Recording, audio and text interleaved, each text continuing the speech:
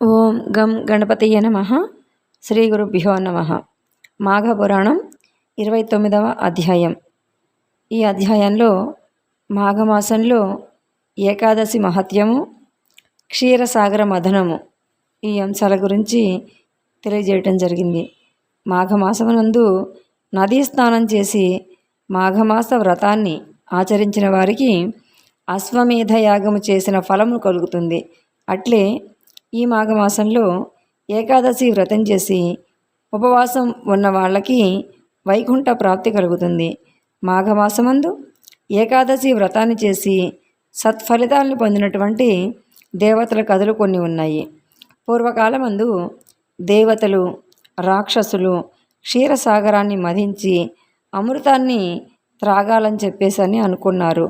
మందర పర్వతమును కవ్వముగా చేసి వాసుకి అనే సర్పాన్ని తాడుగాను చేసుకొని క్షీరసాగరాన్ని మధించసాగారు.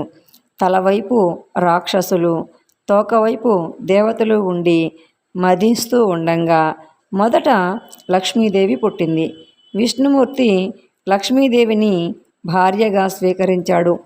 పిమ్మట ఉచ్చైశ్రవము అనే గుర్రము, కామధేనువు, కల్పవృక్షము ఉద్భవించాయి. వాటిని విష్ణుమూర్తి ఆదేశంపై దేవేంద్రుడు భద్రపరిచాడు.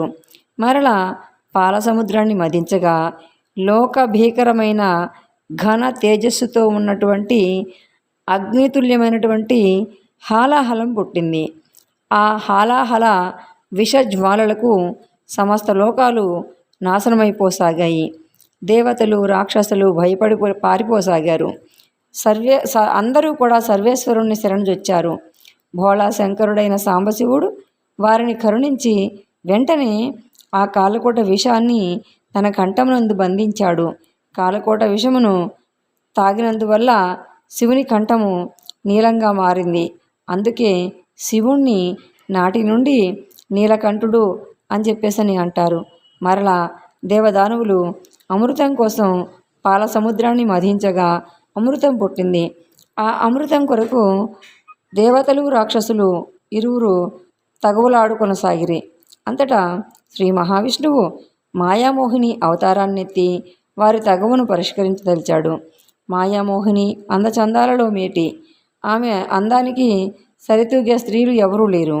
జగన్మోహిని అయిన ఆమె అతిలోక సౌందర్యవతిని తన మాయామోహన రూపంతో అందరినీ ఆకర్షించగల అద్భుత సౌందర్య రాశి.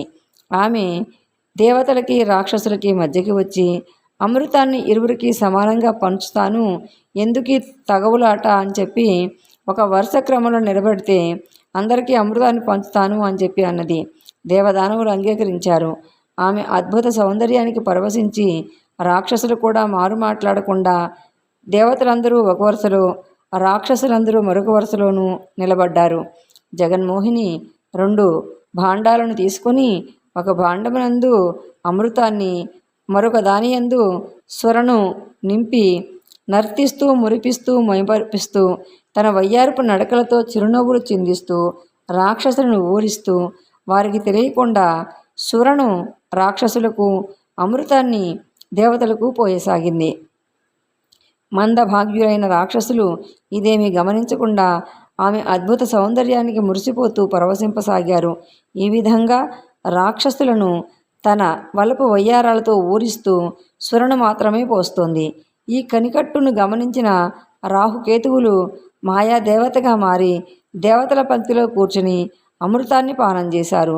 రాహుకేతువులు చేసిన ఆగడాన్ని కనిపెట్టిన జగన్మోహిని కోపించి తన చక్రాయుధంతో తలను నరికివేసింది.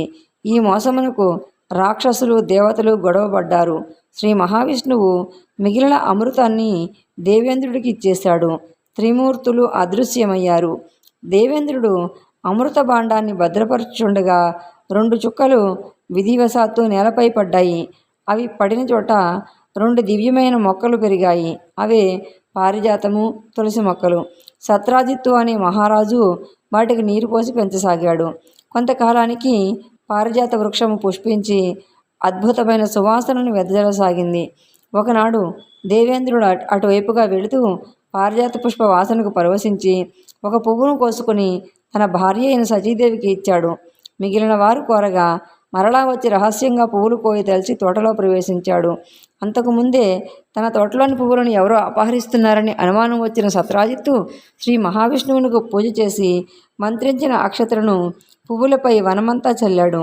దేవేంద్రుడు పారిజాత పుష్పాలను తెంచుతుండగా అక్షతల ప్రభావం వలన విష్ణు మహిమ వలన మూర్ఛపోయాడు. ఈ వార్త తెలిసిన దేవతలందరూ నారదుడిని బ్రతిమాలసాగారు. నారదుడు కృష్ణుని వద్దకు వచ్చి విషయాన్ని వివరించాడు. అంత కృష్ణుడు తన మామగారైన సత్రాజిత్తు వద్దకు బయలుదేరాడు. సత్రాజిత్తు మిక్కిలి భగవద్భక్తి పరాయణుడొకటిచే అమోఘమైన శక్తిచే అలరారసాగాడు. భగవంతుడైన శ్రీకృష్ణుడు అతనికి శ్రీ మహావిష్ణువు రూపమును కనిపించి అతనికి వరప్రసాదం మరలించి అమృతతుల్యమైన పారిజాత వృక్షాన్ని దానికి అర్హుడైన దేవేంద్రుడికి ఇమ్మని చెప్పాడు. అలాగే తులసిని తన సన్నిధిలో ఉంచమని చెప్పగా నాటి నుండి తులసి శ్రీ మహావిష్ణువు సాన్నిధ్యంలో ఆయనతో సమానంగా పూజలు అందుకోసాగింది. అందుచేత తులసిని పూజించినచో సకల సౌభాగ్యాన్ని సిద్ధిస్తుంది. ఇంకా ఈ మాఘమాస వ్రత కథలు విన్నటువంటి ఫలశ్రుతిని తెలుసుకుందాము. సూత మహర్షి సౌనకాది మునులతో, మహర్షులారా, వశిష్ఠుల వారు దిలీపునకు తెలియజేసిన మాఘమాస మహత్యాన్ని, మాఘ స్నాన మహిమను మీకు వివరించాను. మీరు తలపెట్టిన పుష్కర యజ్ఞం కూడా పూర్తి కావచ్చింది.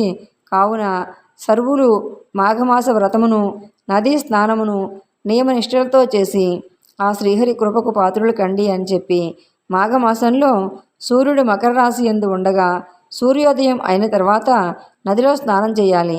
ఆదిత్యుని పూజించి విష్ణువు ఆలయాన్ని దర్శించి శ్రీమన్నారాయణునికి పూజలు చేయాలి. మాఘమాసం 30 రోజులు క్రమం తప్పక మిక్కిలి భక్తి శ్రద్ధలతో, ఏకాగ్రతతోనూ చిత్తశుద్ధితోనూ శ్రీ మహావిష్ణువును మనసారా పూజించినచో సకల ఐశ్వర్యాలు ప్రాప్తిస్తాయి. పుత్ర పౌత్రాభివృద్ధి, వైకుంఠ ప్రాప్తి కలుగుతుంది. సర్వే జనా సుఖినో భవంతు. మాఘపురాణం సంపూర్ణం.